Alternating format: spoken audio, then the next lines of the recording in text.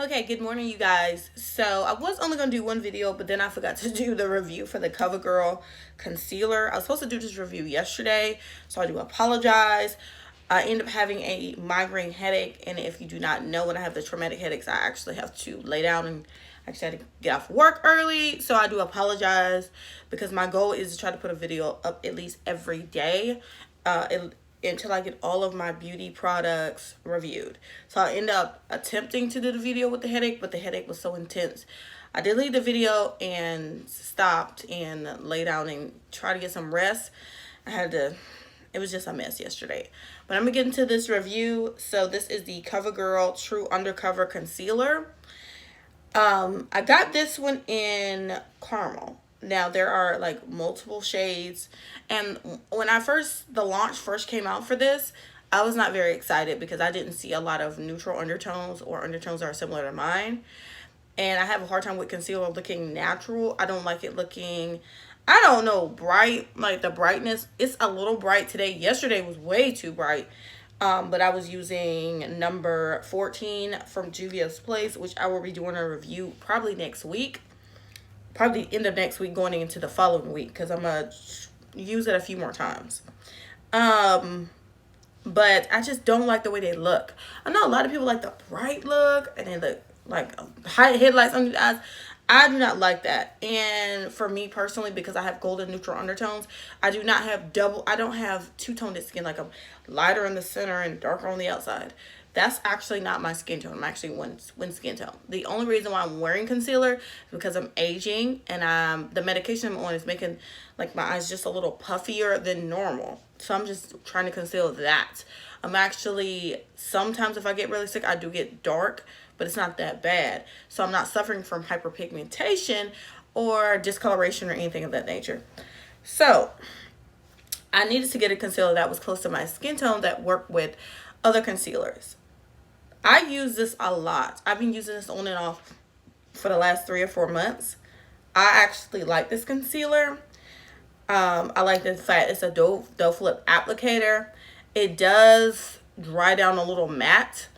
And I do have to set this with powder just a little bit because underneath my eyes is a little weird.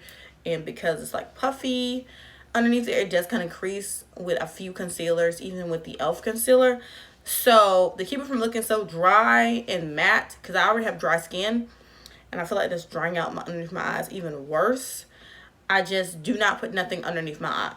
And I just use a concealer with this E113 brush from Shop Miss A. And I actually just like slowly, this is actually an eyeshadow brush, but because my eyes is not really that big, I actually take a little bit of it and I just dot my eye like, and that's it, y'all. I look like I'm stabbing myself, but that's it. Or I take some and scoop some out, just a little bit out, and just get underneath there. And I build up the concealer so it's smooth. When I put powder on it, it looks nice. I like the undertone of this. I think this is it does coverage. It has a lot of coverage. I think it looks really, really great. But just because I have dry skin, that's the method that I use it in. I do not use it to spot conceal other areas. I just use it underneath my eye. I do think this is a great product. I think this is a genius formula. I wish that more brands, when y'all get genius formulas and concealers, y'all need to expand y'all concealer range because it's really good. And there's a lot of people that fall in between. Now, the only downside is it takes me a while with all concealers before somebody say, oh, this is a bash with CoverGirl. No, this is all concealers. With all concealers, I have to try to figure out which one is mine. It takes me a long time to try to figure out a winning combination due to my undertone, which is already difficult to make as it is, and not too many foundations make my golden neutral undertone, which is a whole nother video. With that being said, this concealer is worth the money. It is worth spending on. It's worth getting 2 or 3 shades. And I really do feel like this is a really great job by CoverGirl. The only thing I do not like is I feel like they should have kept the CoverGirl Queen collection and just expanded with that. That would have been better because with the CoverGirl Queen collection, and I know a lot of people are like probably gonna be mad I bring this up, but excuse me, y'all, my nose is now starting to run. their concealers were so, their foundation was so pigmented that you could use another foundation to lightly conceal, and you, all you had to do was use setting spray, and my nose never got oily, period, because it was a 3-in-1 foundation, and the foundation was so good you could just buy a lighter shade and use it to conceal underneath your eyes or highlight or contour. I mean, the foundation was genius. I just feel like y'all took a step back when y'all did not keep that line, because that was a genius line. And there were concealers, but they were not in my shade range.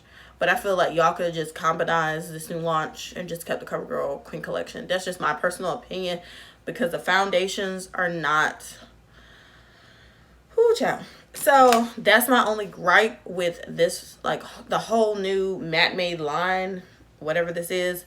Y'all just, I feel like y'all just took a step back when y'all just ended that partnership with Queen Latifah. That's just my personal opinion, and y'all could have just expanded on that and just built on that and kept all the original shades. Okay, you guys, so that's it for my video. Thank you guys for watching. See you guys in the next video. Bye.